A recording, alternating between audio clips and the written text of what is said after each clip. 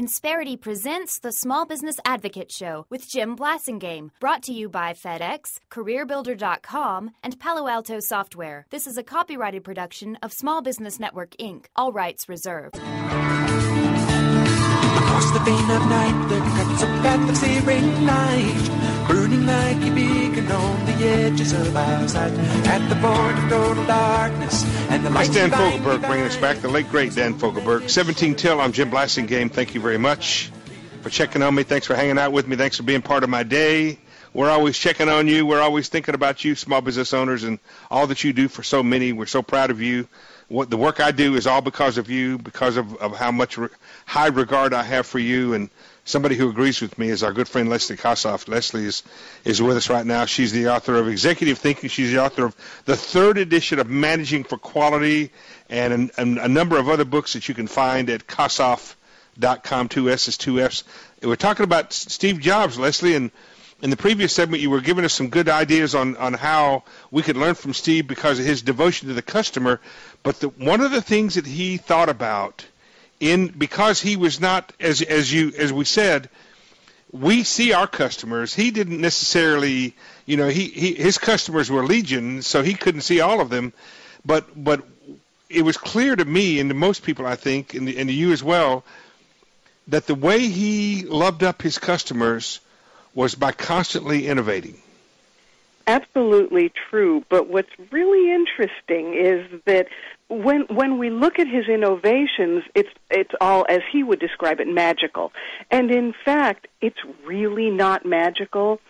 If you look at the way that he viewed innovation, it was always looking at what someone else has done, figuring out what's wrong with it, and then taking it to a new level that no one had previously considered. Right. And the best example of that was his first and biggest, which was the iPod, which all that is really is an incredibly good Walkman.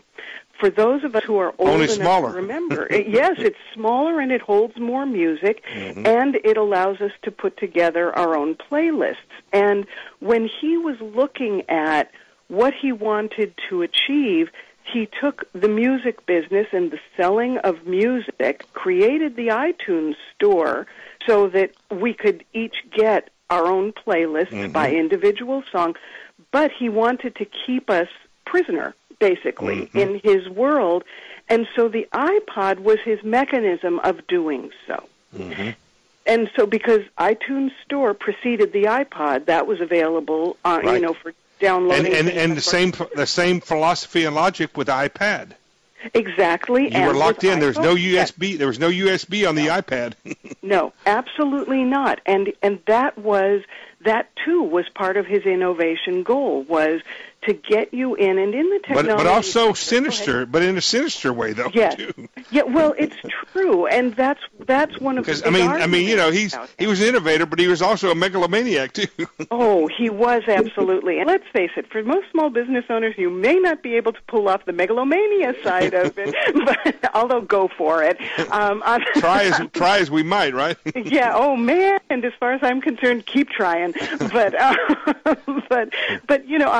the functional and strategic side of it, the thinking behind it is, what can I offer that's going to not only keep people coming back, but going to keep them inside of my particular business? So how can I add facets to what it is that I'm offering in both product and that was the thing service? that he did. It wasn't just that he was trying to, in some ways you could say he was trying to hold you hostage, but he also, while you were there, if you felt like you were being held hostage, you still had plenty to do. Oh, it wasn't like he was a one-trick pony or anything. No, absolutely not. And that comes from his description of Apple as being at the intersection of technology and liberal arts. Right. Yeah. And so because he came at what he was doing from multiple perspectives, he was able to find ways to keep you engaged and keep you wanting to come back and also keep you wanting to stay there with him and look forward to what he was bringing you next. And that's the thing for small business owners. When you look at innovation, you know, innovation is such a big word, and it seems so amorphous and intangible and difficult to achieve, and it's not. It's something as simple as finding a different way to well, Jim, you actually are a much better person at identifying those opportunities than I. For small business owners, go ahead. Off of the top of your head, I'm interviewing you now.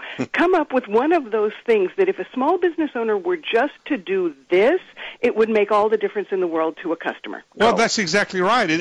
But here's the magic part about it.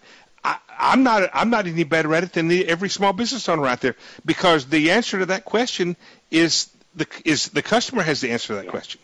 It's true. And all you got to do is ask them. And how many times, folks, you've heard me say this 1,000 times, if you want to know the key to success, if you want to know the font, the font of your future success, it should be coming out of your customer's mouth or in their behavior. And all you got to do is watch them.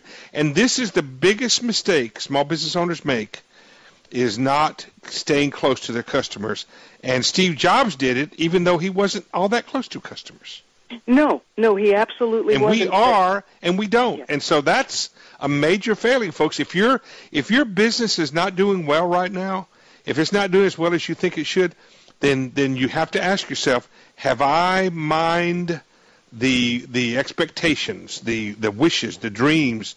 What do my customers want? Not so much what do they need, but what do they want? If you can't answer that question in the affirmative, then your failure, your lack of success is on you. Absolutely true. And again, very easy to turn around, because just start asking, just start watching, and be brave. Because that's the other thing about Steve Jobs, was that because he did have the courage of his convictions, he was absolutely fearless in going forward with what he believed was going to be the right thing to do. Right. And small business owners are already brave. Exactly, no question. Got to wrap it up for this hour, this half hour. Stay with us. I'll be right back after these messages. Insperity presents the Small Business Advocate Show with Jim Blasingame, brought to you by FedEx, CareerBuilder.com, and Palo Alto Software. This is a copyrighted production of Small Business Network, Inc., intended for the private use of our audience. Except as otherwise provided by copyright law, all other copying, redistribution, or publication without prior written consent is prohibited. All rights reserved.